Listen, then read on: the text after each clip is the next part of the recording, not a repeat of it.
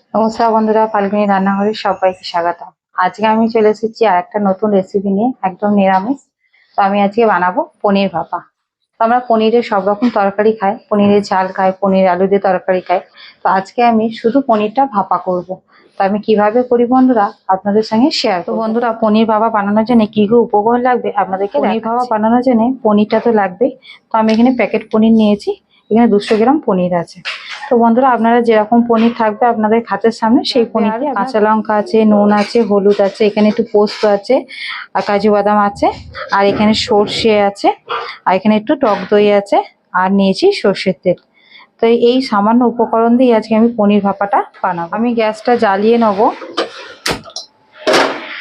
আর আমি কড়াতে কিছুটা পরিমাণ জল দিয়ে দেবো। জলেতে একটু নুন দিয়ে দেবো।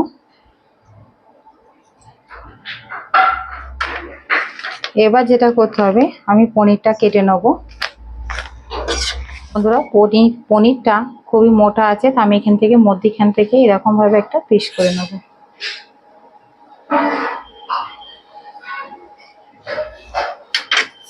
এখানে আমি নুন জলটা গরম করে রেখেছি, এর মধ্যে পনিরটাকে একটু জলে একটুখানি 5 মিনিট মতন ভিজিয়ে রাখবো। এতে করে পনিরটা কিন্তু খুব সফট। আমি এখানে যে জলটা গরম হয়ে গেছে, তো আমি এবার ঢাকা দিয়ে দেবো। গ্যাসটা বন্ধ করে দিয়ে ঢাকা দিয়ে দেবো। পনিরটা এখানে জলে আমি ভিজিয়ে রেখেছি, গরম জলে। তো এদিকে আমি মশলাগুলো করে নেবো। এখানে সাদা সর্ষে, পোস্ত আর কাজু বাদামটা, আর একটু দই আছে, আমি সব একসাথে আমি মিক্সি করে নেব। 4টে কাঁচা লঙ্কা দিয়ে এই সব উপকরণগুলো আমি মিক্স করে নেব। 5 মিনিট ওটা আমি ঢাকা দিয়ে রেখেছিলাম। এবার আমি ঢাকনাটা খুলে তুলে নেব।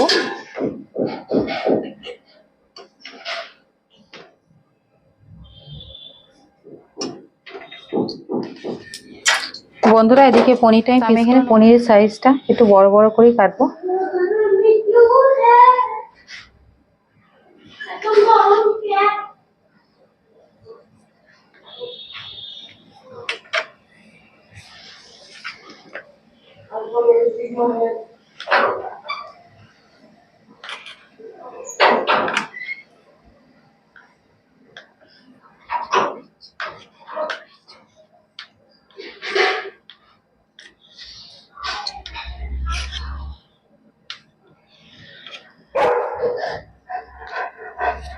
আমি পনিরটা পিস করে নিয়েছি।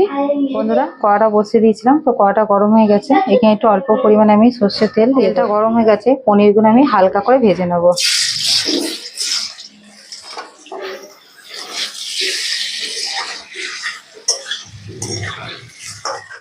বন্ধুরা, পনিরটাকে আমি একটু হালকা করে ভেজে নিয়েছি, খুব বেশি কিন্তু ভাজলে ভালো লাগবে না।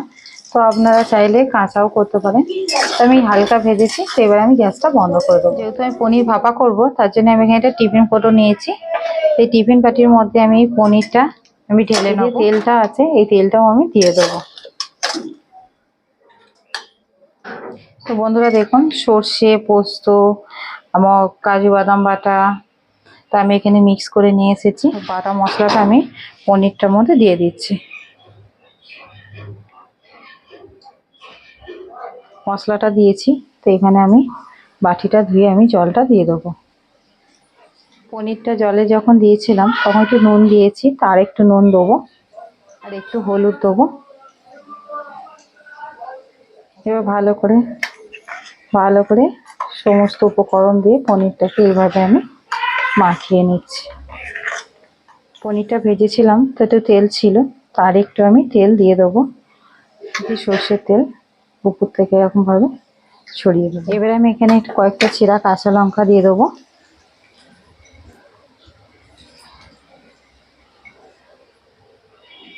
একটু আমার ঘরে ক্যাপসিকাম ছিল, তো ক্যাপসিকামটাকে আমি দিয়ে দিচ্ছি। এই ক্যাপসিকামটা দিলে আর একটু গন্ধটা খুব সুন্দর। এভাবে আমি ঢাকা দিয়ে দেবো। কড়াটা বসিয়ে দিয়েছি, এবার আমি গ্যাসটা জ্বালিয়ে নেবো। কড়াতে একটু জল দিয়ে দিয়েছি, এই জলটাতে আমি টিফিন কৌটোটা বসিয়ে। গরম হয়ে গেছে, তাই এবার আমি এই টিফিন কৌটোটা এই জলেতে আমি বসিয়ে দেবো। আর জলটা পরিমাণ মতনই দিতে হবে, যেন টিফিন কৌটো থেকে এই মুখ থেকে এনে উঠে না যায়। আমি ঢাকা দিয়ে 10 মিনিট গ্যাসটা মিডিয়ামে রাখবো। বন্ধুরা, 10 মিনিট পর আমি ফিরে এলাম।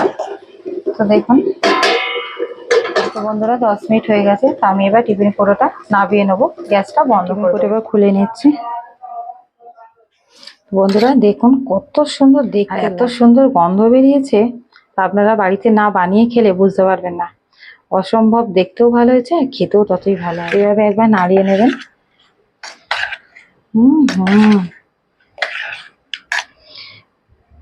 পনিরের তো তরকারি প্রায় খান, তো এইভাবে একদিন পনির ভাপা করে খাবেন, খুব সুন্দর লাগবে খেতে। ব্যাস, খুব অল্প সময়ের মধ্যে পনির ভাপাটা রেডি।